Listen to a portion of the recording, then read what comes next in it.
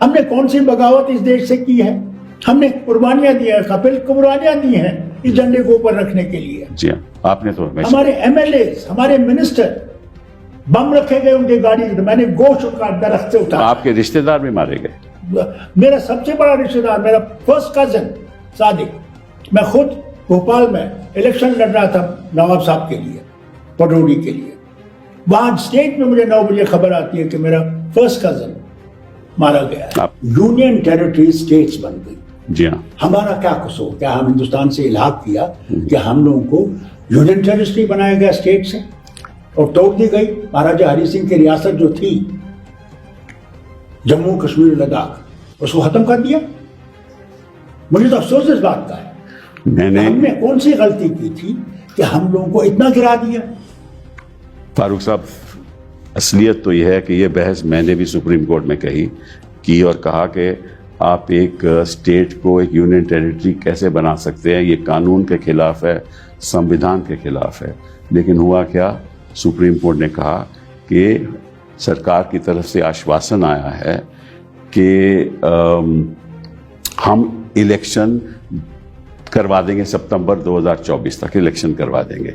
लेकिन इलेक्शन जो वो करवाएंगे, जो कहते हैं वो यूनियन टेरिटरी की करवाएंगे, लेकिन जो कानूनी बात थी, जो असंवैधानिक की, तो सुप्रीम कोर्ट ने फैसला ही नहीं किया। ये एक ताज्जुब की बात है। आपका इस पे क्या ख्याल है? कपिल, जिस दिन वो फैसला इनका आया, ईमानदारी से आपसे कहता हूं, मेरा दिल टूट गया। एक जगह जहां से हम इंसाफ समझते हैं, जहां सब कुछ फेल हो जाता है, तो इंसान उस दरवाजे को खटखटाता है जब सोचता है कि नहीं, यहां मुझे इंसाफ मिलेगा, यहां मेरी बात सुनी जाएगी और मैं यहां से इंसाफ लेके घर जाऊंगा। कपिल, मुझे रोना आया।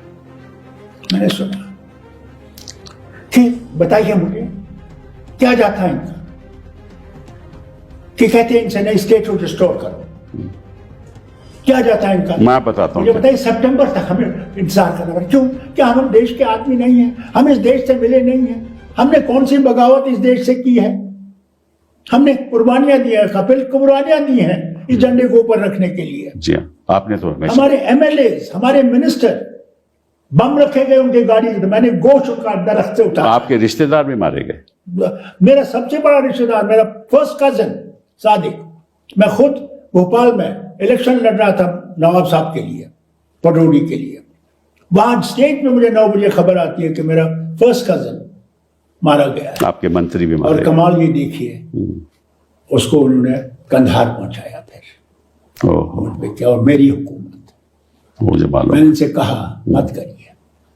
मैंने उस वक्त की हुकूमत से कहा कि देखिए, जो 5 आतंकवादियों को आप मुफ्ती साहब की बेटी के लिए छोड़ रहे हैं, मुफ्ती साहब की बेटी को कुछ नहीं होगा, क्योंकि अरब मुल्कों ने भी शोर किया था कि औरत पे हमला नहीं कर सकते हो, ये छोटी जाएगी, मगर इन 5 से आप माहिदा मत करिए, क्योंकि अगर आपने माहिदा किया तो याद रखिए ये इस कॉफिन में आखिरी नेल होगा और हम हिंदुस्तान कैसे फिर बचा सकेंगे। सही बोला आपने। दूसरी बात ये हुई, जब कंधार जहाज ले गए, मैंने नहीं माना। मैंने कहा मत करिए, मत करिए। जो वहां जा रहा है वो सब चीजें जानता है, मौलाना अजहर, वो जानता है कि कहां पे कौन सेंटर है, कौन इसके साथ है, और ये आपके लिए बहुत मुश्किल हो जाएगा। और वो लटरम जिसने कि जनाब, आप यकीन नहीं करेंगे, एक बच्चे को खड़ा कर दिया पुल के ऊपर पूरे बम लगा के, अच्छा, और बटन दबाया और उसको उड़ा दिया, डर पैदा करने के लिए। मैं आपको क्या बताऊं, हम लोग सहमे हुए थे। 96 में कपिल, जब हमने इलेक्शन लड़ा, आप यकीन नहीं करेंगे, कोई मेरा लीडर तैयार नहीं था इलेक्शन लड़ने के लिए, डर से। कोई जमात तैयार नहीं थी। आज तो दुनिया की जमातें वहां खड़ी हैं, उस वक्त एक भी नहीं खड़ा था।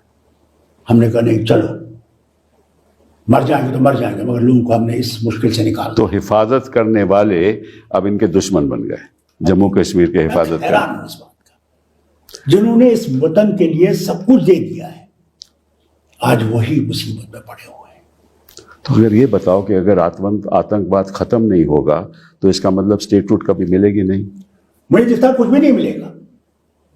मुझे दिखता कि यूनियन टेरिटरी कभी उड़ेगी। इनका मकसद ही नहीं होगा वो।